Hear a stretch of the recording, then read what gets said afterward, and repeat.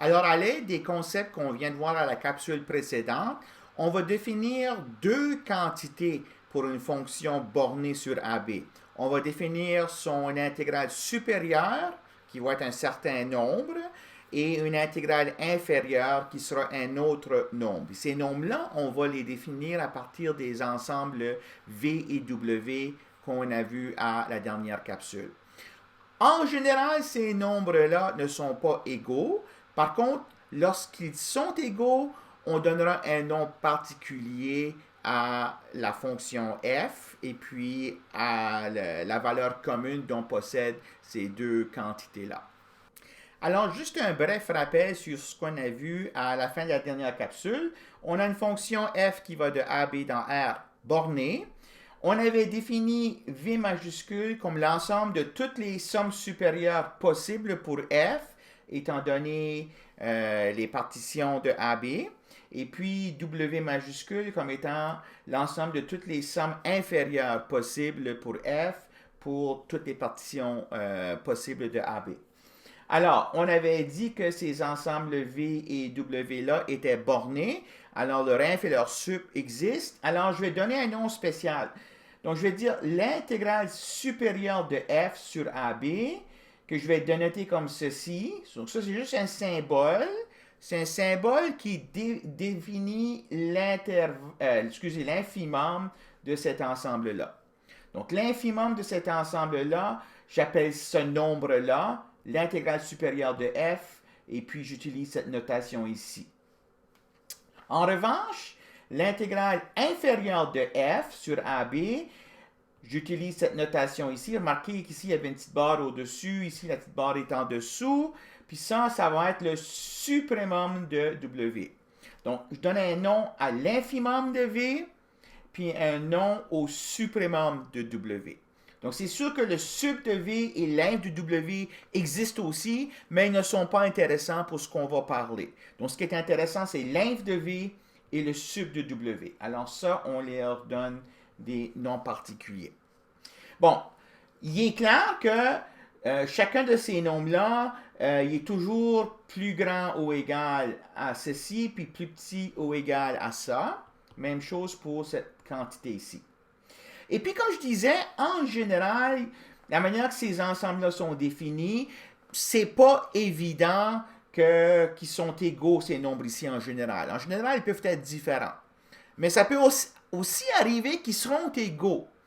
Donc, quand ça arrive que ces deux nombres-là sont égaux, on va dire que f est intégrable au sens de Riemann sur AB.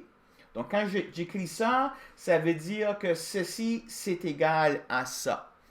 Je vais écrire f appartient à R majuscule de AB.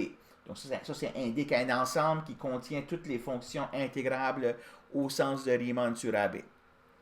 OK? Alors, et puis dans ce cas, je vais utiliser une notation spéciale pour la valeur commune. Donc, ces deux choses-là sont égales. Je vais tout simplement mettre ceci sans mettre de barre en haut ou en bas. Donc, ce nombre-là, je vais appeler ça l'intégrale de Riemann de f sur AB. OK? Donc, comme vous le savez bien, on va voir qu'il y a tout plein de fonctions qui sont intégrables au sens de Riemann. En particulier, si une fonction est continue, on verra plus tard qu'elle satisfait cette définition ici. Mais il y en a aussi qui ne le sont pas. Alors, voici un exemple d'une fonction qui n'est pas intégrable au sens de Riemann. Alors, je vais regarder la fonction f qui va de 0 à 1 dans R, définie par f de x égale 0 si x est rationnel, 1 si x est irrationnel. Montrer que cette fonction-là n'est pas intégrable au sens de Riemann sur 0,1. Donc, je vais construire ici explicitement les ensembles V majuscule et W majuscule que j'ai ici, puis je vais calculer explicitement l'infimum de V et le suprimum de W, puis montrer qu'elles ne sont pas égaux. Okay? Alors, regardons une partition quelconque de AB. Donc, soit P égale à x0, xn, une partition quelconque de 0,1. AB 0, 1 ici. OK? Regardons qu'est-ce qui arrive à l'ensemble f de x pour x appartenant à l'intervalle xi-1, xi. OK? Bon. Cet intervalle ici, à cause de la densité des rationnels, puis la densité des irrationnels, dans cet intervalle ici, on va trouver des irrationnels, puis on va trouver des rationnels. Donc, cet ensemble-là, à cause de la manière que f est défini, cet ensemble-là, c'est l'ensemble 0, 1. Ça, c'est vrai pour tout i, car il y a des rationnels dans xi-1, xi, et il y a des irrationnels dans ce même intervalle.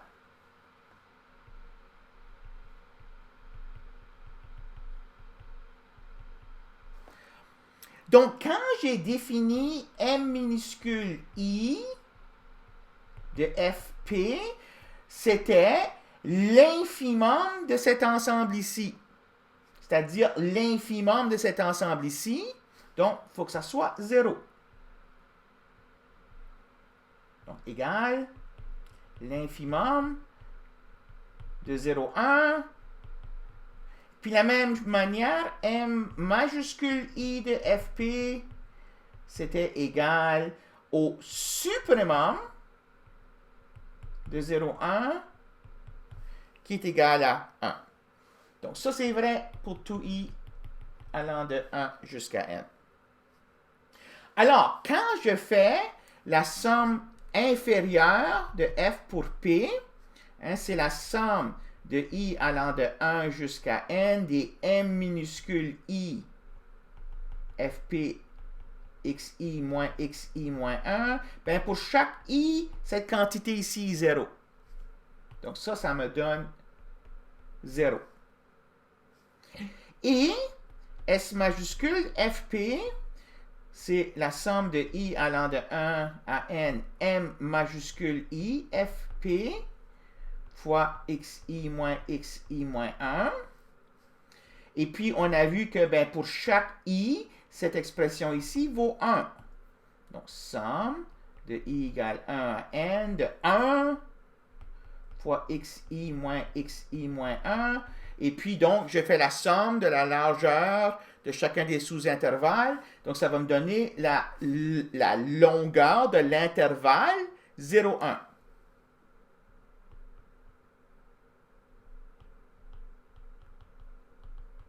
Égal à 1. Donc, ça, là, c'est vrai, pardon, ces deux choses-là sont vraies, ici, pour toute partition. Donc, pour toute partition P de 0, 1, la somme inférieure va être 0, puis la somme supérieure va être 1. Donc, ça veut dire, quand je construis l'ensemble V, j'avais dit que c'était l'ensemble de toutes les sommes supérieures possibles, en prenant des partitions de 0, 1, ben ça, c'est le singleton 1. Puis W, j'avais dit que c'était l'ensemble de toutes les sommes inférieures possibles, en prenant des partitions de 0, 1, ben ça, c'est le singleton 0.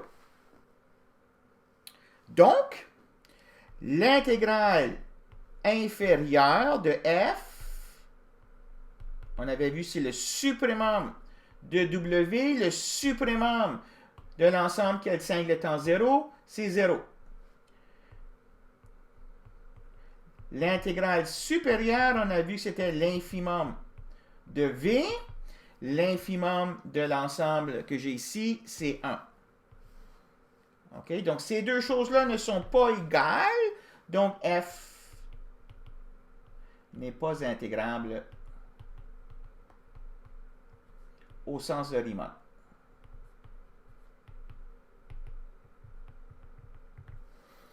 OK? Je termine avec une remarque motivationnelle.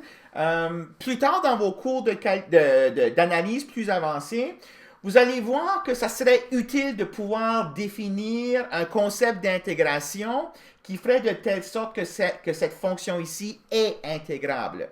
Donc, clairement, donc, dans cette optique-là, l'intégrale de Riemann n'est pas suffisante.